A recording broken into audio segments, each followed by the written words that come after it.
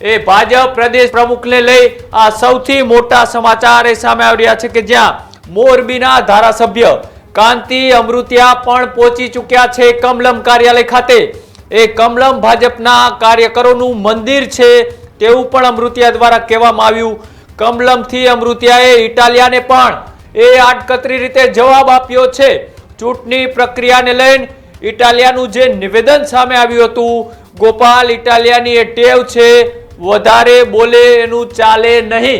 જે રીતના એ મોરબીથી લઈ અને ગાંધીનગર સચિવાલય ખાતે જે મોરાની ઘટના બની હતી, એ ઘટના હવે ફરીથી એ કાંતિ અમૃતિયાએ ગોપાલ ઇટાલિયાને ભારતીય જનતા પાર્ટીના એ કમલમ કાર્યાલયથી ફરીથી આડકતરી રીતે જવાબ આપ્યો છે।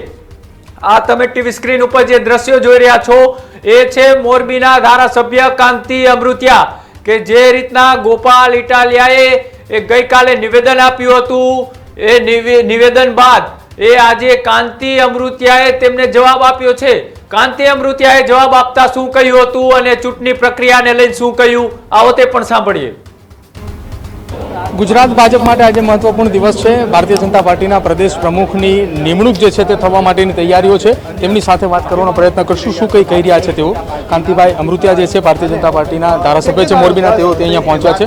છેલ્લે વિધાનસભાની અંદર તેઓ જોવા મળ્યા હતા ગોપાલ ઇટાલિયાની સાથે। 2 દિવસ પહેલા જ ગોપાલ ઇટાલિયાએ ભારતીય જનતા પાર્ટીના પ્રદેશ પ્રમુખને લઈને અનેક એવા આરોપ લગાવ્યા હતા। સીધા જ કાંતિભાઈ અમૃતિયા સાથે વાતચીત કરીશું, શું કંઈ કહી રહ્યા છે તેઓ, કેમ કે ગોપાલ ઇટાલિયાની મુલાકાત બાદ કાંતિ અમૃતિયા છેલ્લા કેટલાક સમયથી ન હતા પણ ચર્ચાની અંદર હવે ક્યાંય દેખાયા પણ ન હતા।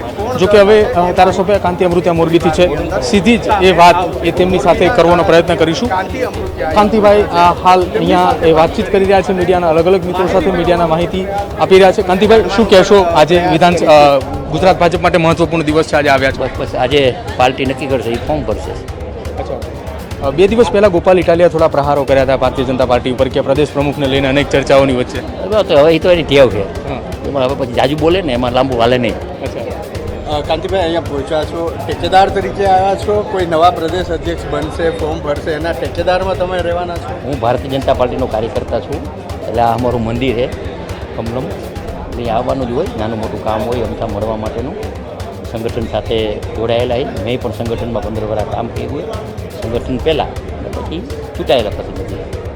જગદીશભાઈનું નામ ચાલી રહ્યું છે અત્યારે, જગદીશ વિશ્વકર્મા, અને લગભગ નક્કી પણ છે કે થોડી વારમાં આવશે અને ઉમેદવારી નોંધાવશે।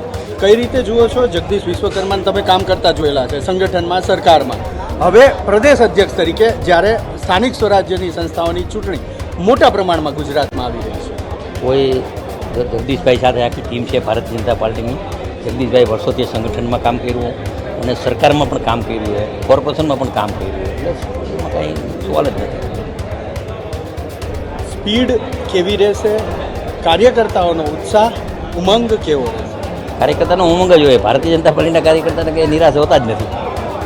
ખૂબ ખૂબ આભાર। તો કાંતિભાઈ, આવનારા સમયની અંદર મોરબી માટે જો જગદીશ વિશ્વકર્મા પ્રમુખ બને છે તો કયા પ્રકારની રજૂઆતો કરવામાં આવશે? શું સમન્વય? કેમ કે તમારી સાથે ધારાસભ્ય પણ રહી ચૂક્યા છે, તમારી સાથે સાથે તેઓ, તમે જ્યારે ધારાસભ્ય વિધાનસભા ગૃહની અંદર હતા ત્યારે તેઓ મંત્રી પણ રહી ચૂક્યા છે। અમારે આમાં કંઈ ભેગા બેન કામ કરવાનું હોય, રજૂઆત કરવાનું જ હોય, સારી રીતે કામ કરવાનું હોય સૌના વિસ્તારનું।